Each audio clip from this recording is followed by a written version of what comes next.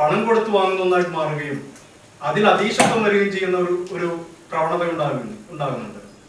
ഇതോട് ബന്ധപ്പെട്ട് തന്നെയാണ് സ്ത്രീയും ഒരു കമ്മോഡിറ്റി ആയിട്ട് മാറുന്നതും ആ സ്ത്രീക്ക് മുകളിൽ അതീശത്വം സ്ഥാപിക്കുന്ന ഒരു ഫാദേഴ്സ് റൈറ്റ് ഉണ്ടായി വരുന്നതും.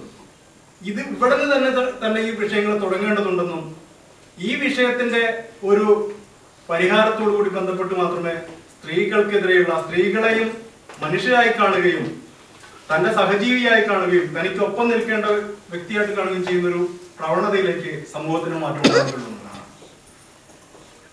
ഇത് പറയുമ്പോൾ തന്നെ കാലാകാലങ്ങൾ ഉയർന്നു വരുന്ന ഓരോ വിഷയങ്ങളിലും ഇടപെടുകയും അതിൽ പുരോഗമനപരമായി മുന്നോട്ട് കൊണ്ടുപോവുകയും ചെയ്യേണ്ടതുണ്ട് എന്നുള്ളത് തന്നെ ഒരു വിഷയം തന്നെയാണ്. ഈ ഡൽഹി വിഷയവുമായിട്ട് ബന്ധപ്പെട്ട് ഉയർന്നു വന്ന വളരെ പ്രമുഖമായ ഒരു മുദ്രാവാക്യം ബലാത്സംഗത്തിന് വധശിക്ഷ നൽകുക എന്നുള്ളൊരു മുദ്രാവാക്യമാണ്.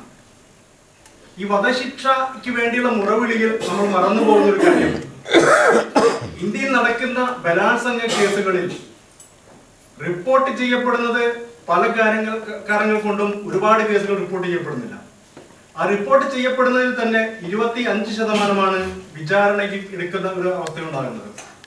ആ 25% തന്നെ വീണ്ടും അതിന്റെ 25%, അതായത് 100-ൽ 6 പേർ മാത്രമാണ് ശിക്ഷിക്കപ്പെടുന്ന ഒരു അവസ്ഥയിലേക്ക് കാര്യങ്ങൾ എത്തിച്ചേരുന്നത്.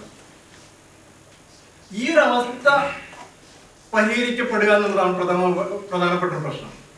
അതിനുശേഷമാണ് നമ്മൾ വധശിക്ഷയിലേക്ക് പോകണോ മറ്റ് തീവ്രമായ ശിക്ഷാ നടപടികളിലേക്ക് പോകണോ എന്നുള്ള പ്രശ്നം ഉദിക്കുന്നത് തന്നെ. ഇത്തരം കേസുകൾ വിചാരണയ്ക്ക് എടുക്കുകയും എല്ലാ കേസുകളും പരിഗണിക്കപ്പെടുകയും അത് ആ ഇതിലെല്ലാം തന്നെ നിലനിൽക്കുന്ന നിയമവ്യവസ്ഥയ്ക്ക് അനുസരിച്ച് ഇടപെടൽ ഉണ്ടാകുന്നു എന്നുള്ള പോലും ഉറപ്പാക്കാൻ നമ്മുടെ സാമൂഹിക വ്യവസ്ഥയ്ക്ക് കഴിയുന്നില്ല എന്നുള്ളതാണ്. അതുകൊണ്ട് തന്നെ വധശിക്ഷ എന്നതിനപ്പുറത്ത് ഈ ഉറപ്പാക്കപ്പെടൽ തന്നെയാണ് ഇതിലുണ്ടാകേണ്ടത്.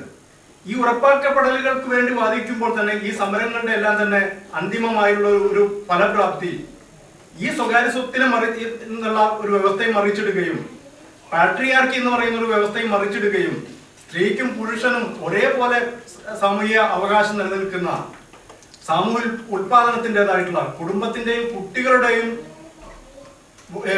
ചുമതല അടക്കം സാമൂഹികമായ ഉത്തരവാദിത്തമായി മാറുന്ന ഒരു അവസ്ഥ മുന്നിൽ വയ്ക്കുന്നതിലൂടെ ഈ പ്രശ്നത്തെ പരിഹരിക്കാൻ കഴിയുള്ളൂ എന്ന് പറഞ്ഞുകൊണ്ട് നിർത്തുന്നു.